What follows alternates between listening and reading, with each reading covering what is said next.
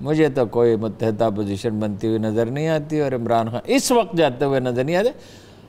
اگلے برس کے بارے میں نہیں کہہ سکتے، اگر یہی صورتحال رہی، کچھ بھی ڈیلیور نہ کر سکے، مہنگائی بڑھتی گئی، چینی کی یہی صورتحال رہی، بے روزگاری بڑھتی گئی۔ ابھی تو بازار ایسس بھی ٹھیک ہے شیئر مارکیٹ پہ، اور باقی کچھ چیزیں اگر جو کراچی کی صورتحال ہے، اور ان سب اس پہ آؤں گی، معیشت کو بہت بڑا دھچکا لگنے کا اندیشہ بھی ابھی باقی ہے۔ خان صاحب کے اوپر بھی آتے ہیں، معیشت کو کیسے دھچکا لگنے کا ابھی کراچی کے حوالے سے گفتگو کریں گے۔ ہاں ظاہر ہے کراچی کا وہ بہت ہی ایک پہلو ایسا ہے جو بہت خطرناک ہے۔ ہارون صاحب، ملک کے اندر اگر احتساب کا ادارہ ہے، اس کے احتساب سے بچنے کے لیے یا بچانے کے لیے وزراء کو وزیر اعظم اگر خود اپنی سٹیٹمنٹ دیتے ہیں، تو کون سے ملک میں ایسا ہوتا ہے کہ وزیر اعظم خود بتا رہا ہو کہ نہیں ایسا نہیں ہے تو ویسا نہیں؟ بزدار صاحب کے معاملے پہ ہوا، خان صاحب نے ایک انٹرویو دیا ابھی ریسنٹلی، انہوں نے رزاق داؤد، جس کے اوپر کئی سوال اٹھتے ہیں، انہوں نے کہا میں 40 سال سے جانتا ہوں، ان کے اوپر جو بات ہوتی ہے وہ غیر منصفانہ ہو رہی ہے۔ نہیں، وزیر اعظم صاحب جانتے ہوں گے انہیں، لیکن قانون کی نظر میں اس بات کی اہمیت نہیں ہے کہ وزیر اعظم انہیں جانتے ہیں اور وہ حسن ظن رکھتے ہیں۔ قانون کی نظر میں قانون تو واقعات دیکھے گا کہ وہ ڈیم کے معاملے میں ان کا انٹرسٹ ہے نہیں ہے، سی پیک کی مخالفت کی ہے نہیں، کاروبار میں کہیں کوئی گڑبڑ کی ہے نہیں، یہ تو احتساب کے اداروں کا کام ہے، یہ تو نیب کا اور ایف آئی کا کام ہے، یہ وزیر اعظم کا کام تو نہیں ہے۔ وزیر اعظم کیوں کر رہا ہے؟ خسرو بختیار کے معاملے میں بھی، اور یہ بھی وزیر اعظم کو بالکل نہیں کرنا چاہیے۔ یہی اپوزیشن کر رہی ہے کہ بھائی ایف اے ٹی ایف کو اگر منظور کرانا ہے تو اس کو ساری منی لانڈرنگ والا قصہ ختم کرو، جو کچھ ہم نے کیا ہے یہی عمران خان صاحب کر رہے ہیں نہ۔ وہ خسرو بختیار پہ کیسا سناٹا ہے؟ کیا وہ ایک مشہور ڈائلاگ ہے کہ اس قدر سناٹا کیوں ہے بھائی؟ ایسی خاموشی خسرو بختیار پہ کوئی بولتا ہی نہیں۔ وہ تو بالکل بی آر ٹی کی چھتیں ٹپکی، کوئی اس کا ذمہ دار ہے کہ نہیں ہے؟ اور آئی بی نے کہہ دیا کہ دامن ان کا صاف ہے تو دامن ان کا صاف ہو گیا۔ تو نیب بند کر دیں، نیب بند کر دیں پھر۔ ہاں بند کر دیں، نیب کے ادارے کو بند ہونا چاہیے۔ نیب کا ادارہ صرف احتساب اپوزیشن کا ہی کیوں کرے؟ وائٹ کالر انہوں نے، اور نیب والے کو کوئی دماغ چل گیا ہے، انہوں نے ان کو بلایا اور ان کے پرنسپل سیکرٹری کو 4 دفعہ بلایا۔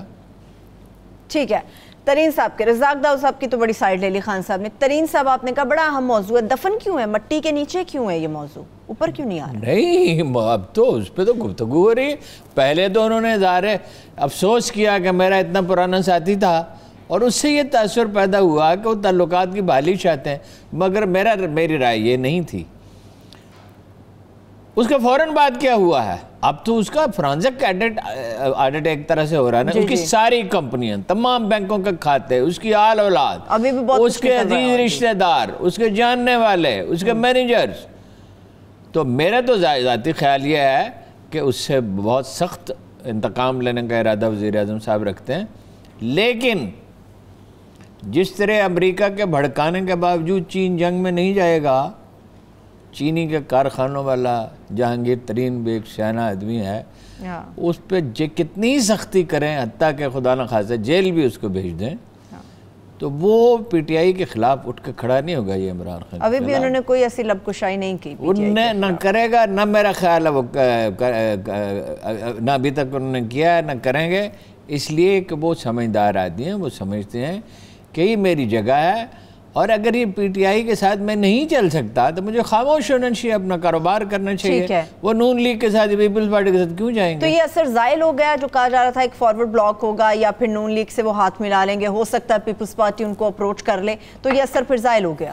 اس وقت میرا تو خیال ہے کہ وہ نہیں جائیں گے، لیکن فرض کیجئے وہ مخالفت کرتے ہیں پی ٹی آئی کی، کبھی کوئی وقت ہوگا تو کریں گے، یا پوری کہانی بیان کریں گے وہ عملہ کیا ہے۔ اس کہانی میں بڑی عجیب و غریب چیزیں ہیں جو چونکہ پوری طرح مصدقہ نہیں ہیں، اور اس سے اندیشہ ہے، مطلب یہ کہ ایک بیڈ ٹیسٹ کی بات ہوگی، وہ پوری کہانی وہ خود سنائیں گے جب وقت آئے گا تو۔ اور وقت تمام پردے چاک کر دیتا ہے، حقیقت لوگوں کے سامنے تاریخ میں کوئی چیز راز نہیں رہتی۔ اب مجھے آئیں ذرا کراچی کی طرف ہارون صاحب، یہ کراچی کی حقیقتیں کب لوگوں کے سامنے شاید آ گئی ہیں تو لوگ اندھے ہو گئے، ہمیں نظر نہیں آتا کہ کراچی شہر کو کس نے تباہ کیا، کیا نہیں ہوا؟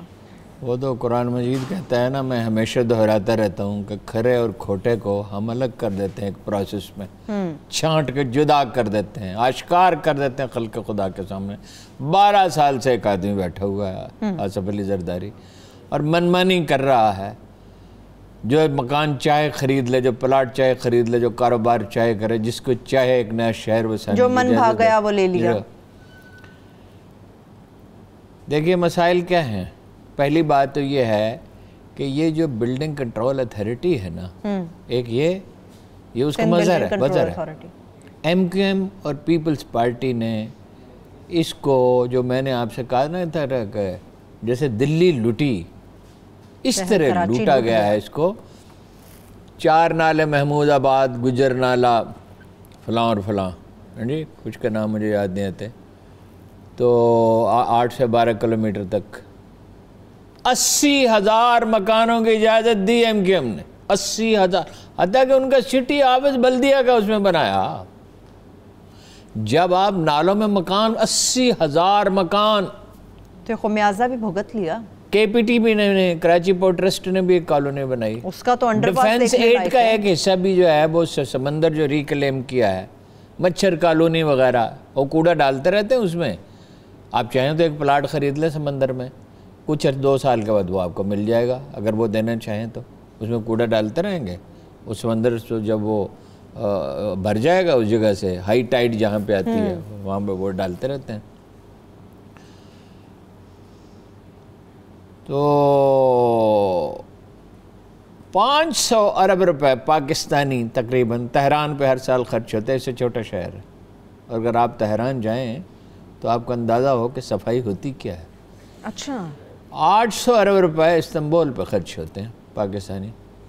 کراچی کے لیے جو پاکستان کی معاشی شاہرگ ہے، جس کے بغیر پاکستان کا کوئی معاشی مستقبل ہو نہیں سکتا، 70 to 80% ارن کر کے دیتا ہے پورے پاکستان کو۔ اس کے لیے کتنے پیسے ہیں؟ کتنے؟ سب اداروں کے ملا کے 50 ارب روپے، اور ظاہر ہے وہ 50 روپے خرچ نہیں ہوتے۔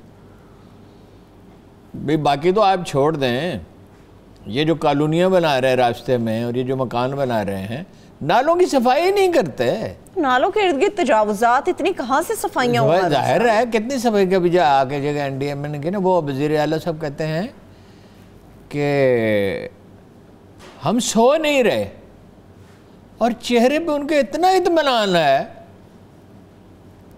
ویسے تو عمران اسماعیل کے چہرے پہ بھی اتنا اطمینان ہے، اللہ کے فضل سے بالکل ریلیکس ہیں، یعنی قیامت گزر گئی ہے۔ بعض سرجانی ٹاؤن سے 80% لوگوں کو نقل مکانی کرنی پڑی ہے۔ بالکل، سرجانی ٹاؤن کا بہت برا حال ہے۔ فرنیچر کی جو مشہور مارکیٹ ہے، اس میں بورڈ تک پانی ہے، شٹر تک نہیں، بورڈ تک، عمر بھر کی اس کی کمائی چلی گئی۔ جو کھانے کے مراکز کا علاقہ ہے ہارون صاحب، وہ مکمل ڈوبا پڑا ہے۔